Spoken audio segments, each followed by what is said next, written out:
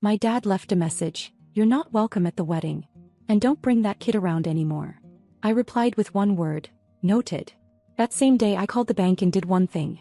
3 days later when my sister opened the banking app she started screaming. When I got the text from my dad I read it 3 times just to be sure I wasn't hallucinating. "You're not welcome at the wedding. And don't bring that kid around anymore." That kid. My daughter. His only grandchild.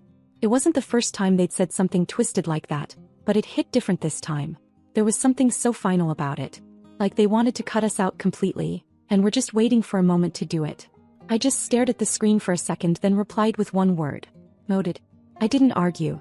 I didn't ask questions. I didn't cry. I just shut the phone off, sat back and let that quiet, white-hot anger settle in. I'd been living with my uncle for 2 months by then after selling my apartment. Not because I didn't have money, I had more than I ever had in my life. But I was being smart about it. I wanted to buy a house. A place where my daughter and I could start fresh, where we didn't have to tiptoe or explain ourselves or deal with judgmental looks over breakfast. My parents didn't offer to take us in after the sale. My mom told me straight up that she wasn't comfortable with that child in the house. Said it would disturb the peace. Like we were some kind of threat. I used to let things slide. Make excuses for them. Not anymore. Here's what really happened. My sister got engaged last spring. A guy she met at work. He's nice enough, but they were both way out of their league planning a wedding that cost more than most people make in a year. So my parents were thrilled. Finally, one daughter doing something the right way. So naturally the expectation fell on me to help fund it. Not asked, expected. I had money, didn't I? And I agreed to help. 10,000. So I was clear about that from day one. But then the bills started rolling in. Dress fittings, cake tastings, venue deposits. Suddenly, everything was happening without consulting me, yet somehow I was supposed to foot the bill. Then came the kicker. They added me to a joint wedding account for transparency. What they didn't mention was they'd already started pulling from it. I checked the balance one day and just froze. They bought a brand new car for the couple. A damn car. With money I hadn't even agreed to give. I called my mom. She told me I was being selfish. Said I could always make more money, but my sister only has one chance to live her dream. That night I sat in my uncle's guest room, phone in hand, staring at that account. And I did one thing. I moved every cent back to my main account. It was still in my name. They just assumed I wouldn't dare. 3 days later my uncle came into the kitchen with this weird look on his face. He said he'd just gotten off the phone with my mom and asked me if I did something to the account. I just nodded. He said my sister had opened the app while dress shopping and started screaming in the middle of the boutique. Full-on meltdown. The venue deposit bounced. The wedding planner refused to take their calls. The panic had officially begun. And I didn't lift a finger to stop it. After I drained the account, the silence lasted about 2 days. Then everything detonated at once. My uncle was the one who gave me the play-by-play. He said my sister had been at a boutique in the city, standing on one of those little velvet pedestals in front of a giant mirror, wearing the dress she swore would make her look like royalty. $6,000. She hadn't paid for it yet, but she was acting like it was already hers. The woman fitting her was pinning the hem when the phone rang. It was the venue. They hadn't received the final payment and their policy was strict. No money, no date, no exceptions. The reservation was cancelled. The next available Saturday wasn't until the following year. My sister apparently just went blank. Then dropped the phone. Then screamed. Not cried. Screamed. The fitting room turned into a scene. The dress hit the floor. She stormed out barefoot, still in the underdress and veil. My mom was with her and tried to calm her down, but she started yelling in the street that I'd stolen the wedding money and ruined her life. People stared. Someone recorded it. By the time they got home the story had twisted. My mom was convinced I'd planned it all out just to humiliate them. My sister told everyone I was jealous because I'd never had a real wedding. And my dad, well, he suddenly remembered he had a conscience. He called me. Left a voicemail pretending none of it ever happened. He didn't mention the text he sent. Didn't acknowledge that they told me to stay away. He just said things had gotten out of hand, and they were in a bit of a jam, and maybe I could help fix it. Not a word about the car they bought behind my back. Not a word about the things they'd said about my daughter. Just him trying to butter me up like I was some idiot. I didn't respond. I took my daughter out for tacos that night. She talked the whole way about a painting she was working on. We sat on a bench near the lake and ate in the cold with our gloves on, and I remember thinking how peaceful it was. How quiet. Meanwhile, my parents were calling everyone in the family trying to do damage control. They claimed it was a bank error at first. Said the money was temporarily frozen. When people asked why the venue had dropped them, They switched the story again and said they decided on something more intimate. But people talk. And they weren't the only ones with ears. The real blow came 3 days later when my uncle told me my parents had already spent the rest of the money I didn't even know was gone, on a car for the newlyweds. They figured I wouldn't notice until it was too late, and by then I'd be too guilty to pull out. That's when I really understood what this was. They didn't need my help. They needed my silence. They needed me to be the one person who never asked questions, never set boundaries, never made things inconvenient. And for years I played that role. But not anymore. Now my sister had no dress, no venue, no plan, and the wedding was 4 weeks away. I was sitting on the porch with my uncle when he got a call from my dad. He put it on speaker. My dad asked him to mediate between us. Said this wasn't how families were supposed to function. My uncle told him flat out that families also don't treat one child like garbage just because she didn't marry a man they approved of. He told him they were reaping what they'd sown. And for the first time in weeks I actually felt light. I didn't know how the wedding would shake out, or if it would even happen at all. But I knew one thing for sure. I was finally out of their reach. By week 2 they were officially drowning. I wasn't watching it unfold directly, but somehow I still knew every detail. Not because I asked, but because people couldn't stop talking. Screenshots, forwarded voicemails, little whispers from extended family. Everyone wanted to know what was going on, and most of them knew better than to ask me directly. The wedding was 3 weeks away. The invitations had already gone out, save the dates had been sent months earlier, and people had booked flights and hotel rooms. My sister's Instagram still had that obnoxious "she said yes" highlight reel with champagne toasts and her fiancé lifting her up at the beach like something out of a low-budget Hallmark movie. But the real story? It was crumbling behind the scenes. The dress? Gone. The boutique canceled her reservation the same day she missed the final payment deadline. They gave the gown to another bride who actually paid on time. My sister didn't take that well. She apparently screamed at the receptionist, through her bridal heels, and sobbed in the parking lot until my mom showed up with a Xanax and a smoothie. The venue? Canceled. They had tried to talk their way into a grace period. My dad actually tried to convince the coordinator that I'd hacked the account. But it was too late. The estate was rebooked in 48 hours. Someone else's dream wedding was now happening on their dream day. The DJ was never paid. The cake designer blocked them. The wedding planner posted a passive-aggressive story about learning to vet clients better, and then went private. It was an avalanche, and I didn't even have to push. I just stood there and watched. Meanwhile, my parents were scrambling. My mom went into full spin control. She started floating a new narrative, that they had reconsidered the size and scope of the wedding, and wanted to focus on a smaller, more spiritual event. She posted a photo of a candle with some nonsense caption about intimate beginnings. No one was buying it. One of my cousins sent me a voice memo of my mom crying in the background during a group call, saying they were under a lot of pressure, and some people in the family were turning their backs on them. It was clearly about me, but they never used my name. I still didn't respond. Not to the voicemails. Not to the texts. Not even when my dad sent a single message that said, "We need to talk." We had nothing to talk about. This wasn't just about a wedding anymore. It was about years of quiet insults, backhanded compliments, and fake support that only lasted as long as I was doing what they wanted. I said no once, just once, and the entire house of cards collapsed. They tried again, of course. My sister emailed me a long, rambling letter with the subject line, "From one woman to another." She talked about reclaiming our bond, said she knew things had gotten off track, but that family is forever. Right. Family is forever. Unless that family includes a child they consider defective because of who her father is. A child they never wanted in their house. A child they talked about like a problem instead of a person. She ended the email with a list of what still needed to be paid. Venue. Rentals. Officiant. Hair and makeup. Total, just over $19,000. She said if I could just help with this one last thing, she'd never ask again. I didn't reply. I forwarded it to my uncle, who called me 10 minutes later laughing so hard he could barely breathe. Apparently, at this point even he was getting tired of their delusions. He said my mom had shown up at his house uninvited and tried to guilt-trip him into helping. She said that if the wedding was cancelled, it would be a stain on the whole family's name. He told her flat out that the only stain was the way they treated me and my daughter. After that she stopped coming around.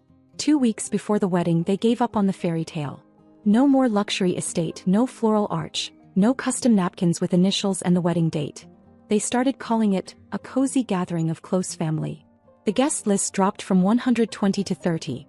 The cake was ordered from a grocery store. They booked a local banquet hall with wood paneling and flickering lights. People noticed. And people talked. And still not one of them apologized. Not once. They didn't just want money, they wanted obedience. They wanted me to come crawling back to prove I needed them. But I didn't. And they were finally starting to realize it. A week before the wedding, the final wave of invitations went out. At least that's what they were calling them, invitations. In reality, they were cheap last-minute printouts that looked like something you'd make on a free template at the library. No lace, no gold trim, not even a return address. Just a vague message about a private family celebration at a venue no one had heard of. My uncle got one. My cousin Amber got one. Even my dad's old boss from a job he left 7 years ago got one. But not me. And not my daughter. That wasn't an oversight. That was deliberate. That was them saying officially and publicly, you don't belong here. It didn't even sting. It just made everything clearer. This wasn't about a wedding anymore. It was about control. They needed a scapegoat, someone to blame for why everything had fallen apart. I made it easy by not playing along. I became the villain in the story they told everyone else. But what they didn't count on was how bad they looked when the truth started slipping out. People started asking questions. Why wasn't I invited? Why did the wedding move from a lakeside estate to a windowless banquet room next to a strip mall? Why were the bride and groom driving a brand new car when the wedding budget had supposedly disappeared? My cousin sent me a screenshot of a Facebook comment from someone we're both loosely related to. It said, "I hope they didn't use the sister's money for that car. That would be disgusting." No one replied. But the comment didn't get deleted. Meanwhile, my uncle was livid. He went straight to the group chat my mom had created for family logistics and wrote one line. "So your granddaughter isn't good enough to be in the same room as you now?" My mom left the chat instantly. My dad never responded. No one defended them. A few relatives quietly messaged me to say they were sorry, and that they had no idea things had gotten that bad. One aunt even canceled her flight out of pure disgust. That meant more than anything. But the twist I didn't see coming came 2 days later. It was a Tuesday. Cold, gray, uneventful. Until my uncle told me that my sister's fiancé's parents, people I'd only met once and who barely acknowledged me at the time, were coming over. I figured they were there to smooth things over or maybe defend their son. Instead, they came in looking like they'd rather be anywhere else. They sat at the kitchen table. No small talk. No fake smiles. Just a manila envelope and a long, uncomfortable pause. Then the mom spoke. She said they hadn't known the full story. That everything they'd heard came from my parents and my sister. That they were told I'd pulled out of the wedding out of spite. That I was bitter, unstable, trying to sabotage things.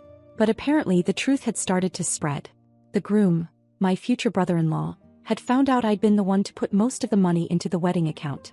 He hadn't known. My sister never told him. She just said I wasn't emotionally reliable, and that it was better if I wasn't involved. When he confronted her, she admitted it. She told him she just wanted the wedding to be about her and that if I was around, it would become about Stacy and her baggage. That's how she refers to my daughter. Her niece. Baggage. Then the fiancé's parents slid the envelope across the table. Inside was a cashier's check for $5,000. They said they knew it wasn't the full amount and they weren't trying to erase what had happened. They just wanted to acknowledge it, not pretend it didn't happen. They didn't want their son's marriage to start with a lie hanging over it. I didn't even reach for it. I asked them one question. "Does your son still want to marry her?" The mom looked at the dad. The dad shrugged. And she said quietly, "We're not sure." They left the check on the table. That night, I sat with my daughter in my uncle's living room while she worked on a craft project. She didn't know anything about what happened. I never brought the drama into her space. I kept it out, kept it quiet. She looked up at me at one point and said, "Do you think the new house will have a garden?" That was the moment I decided. No more looking back. The wedding happened that Saturday. Small, big, forced smiles. The whole thing looked like a conference event that ran out of funding halfway through. But then I got the message I didn't expect. From someone who had been at the wedding. They said there was a moment during the groom's brother's speech, some lame attempt at humor, when my sister made a joke about me stealing money and raising a charity case. Everyone went quiet. The groom didn't laugh. He didn't even smile. He just got up and walked outside.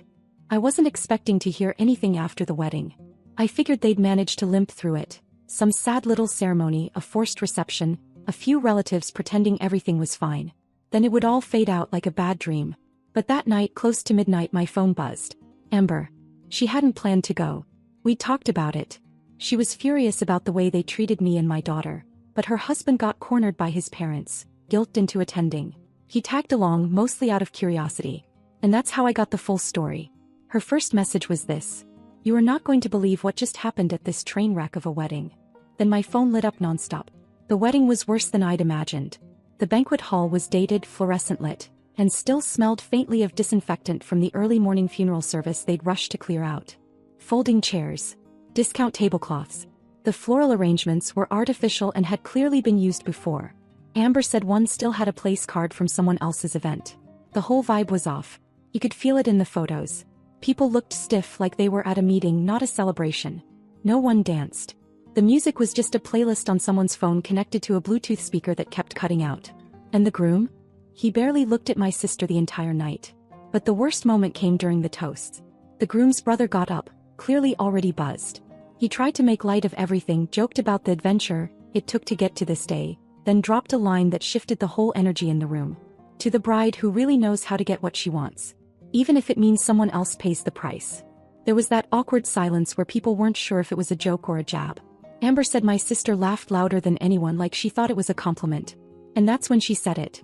She turned to the people near her table, lifted her glass and said, "Hey, I'm not the one raising a charity case."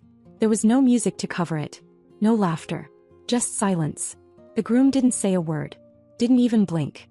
He stared at her like he didn't recognize the person sitting next to him. Then he stood up, calmly placed his drink on the table and walked out. No announcement. No excuse. Just gone. For a solid minute no one moved. My sister tried to laugh it off, said something about him needing air, but even she knew she'd crossed a line. My mom's face turned gray. My dad looked like he wanted to melt into the floor. 15 minutes later, Amber saw the groom outside, getting into his car. Alone. He didn't come back. Guests started leaving not long after. Some tried to keep it polite. Others didn't bother. One woman, someone from my dad's side, said, "Well, this was a mistake," and walked out with her husband. The cupcakes came out but nobody touched them. By the end of the night the room was half empty, with leftover food sitting untouched and centerpieces sagging under dim lights. The next morning I woke up to a string of stories and deleted posts. One person uploaded a blurry photo of the bride sitting alone at the head table with a caption, "So that's how that ended." The groom didn't go home. He packed a bag and left town, moved in temporarily with a cousin about 3 hours away. According to Amber, he told people he needed to think. 2 days later my sister posted a cryptic message on her stories. Black background, white text. "Sometimes people break your heart just to show you who they really are." No apology. No ownership. No mention of what she said. Just another round of pretending to be the victim. But word got around. Fast. What she said about my daughter wasn't just cruel. It was unforgivable. And people knew it. Even the relatives who usually defended her started pulling away. She tried to control the narrative again, but the damage was done. Me. I didn't say a word. I didn't need to. Because for once the truth did all the work for me. They'd finally exposed themselves. 3.5 weeks after the disaster they tried to pass off as a wedding, I closed on the house. Not just any house, mine. Bought with my own money, under my name, free from anyone's signature or strings. No co-signers. No fake smiles. No backdoor manipulations. Just me and a deed with my name on it. It wasn't massive, but it was beautiful in all the right ways. 3 bedrooms. A big window over the kitchen sink that caught the morning light. A fenced yard with an old maple tree already begging for a tire swing. My daughter called dibs on the smallest room and said she wanted to turn it into a sun lab, whatever that meant. She said we needed a wind chime. We bought 3. The day we moved in, my uncle helped carry the last box up the porch steps. My daughter opened the front door herself, ran inside and yelled, "We're home," like she was casting a spell. I didn't cry, but it felt like something inside me finally exhaled. I never told my parents we'd bought it. They found out anyway. My uncle sent them a picture without asking me first. Me and my daughter on the front steps holding the keys, grinning. I didn't even know he'd done it until he showed me her reply. How convenient. No congratulations. No curiosity. Just bitterness, wrapped in passive punctuation. 2 days later my mom posted a filtered photo of a rented lake house and captioned it, "Weekend reset with real family." Got 6 likes. All from people I hadn't spoken to in years. My sister hadn't said anything publicly since the wedding. No updates, no photos, nothing. I heard through Amber that she tried reaching out to the groom, left him a voice message at 3 in the morning, crying, saying they could still make it official. He never replied. His cousin did. She called him a charity case's babysitter, he wrote back. He's not coming back from that. Whatever ceremony they had wasn't even legally filed. No marriage certificate. No honeymoon. The car they bought with my money sat parked in their driveway, a shiny reminder of a fantasy that died before the ink dried. Me. I started planting roots. I painted the kitchen cabinets a soft green, replaced the ugly ceiling fan in the dining room, and let my daughter pick out a ridiculous chandelier for her room that made it look like a fairy disco. Every corner of the house slowly started to feel like us. Not a borrowed space, not a stopgap. A real home. Then I decided to host a housewarming. No invites by mail. No RSVPs. Just a few texts, a few people who mattered. My uncle came, of course. Amber and her husband brought fresh bread and a bottle of wine. A couple of neighbors I'd started talking to showed up with smiles and stories. The backyard was strung with lights. I grilled burgers while the kids chased each other through the grass. Someone brought a speaker and music played softly while people passed plates and settled into chairs. At one point I looked around and realized something. Every single person there had chosen to be in my life. Not because of obligation. Not because of manipulation. Not because I paid their way. But because they saw me. And stayed. No one asked about the wedding. No one brought up my parents or my sister. It was like the universe had quietly sealed that chapter and refused to let it spill into this new one. Later that night, after everyone had gone home and my daughter was asleep, I sat on the porch with my uncle. We didn't say much. Just looked out into the yard, the lights still glowing faintly. Then he said, "You built this. From nothing. You know that, right?" And I did. I knew it down to my bones. Because I remembered every night I stayed up wondering if I'd ever get out. Every phone call that ended in guilt. Every time I let them make me small to keep the peace.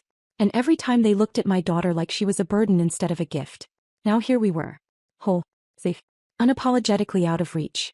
As for them, I know they saw the photos. The porch, the lights, the people laughing. I know they saw the caption I wrote under one picture. Home. Finally. They didn't like it. They didn't comment. But I know they felt it. And I hope it burned.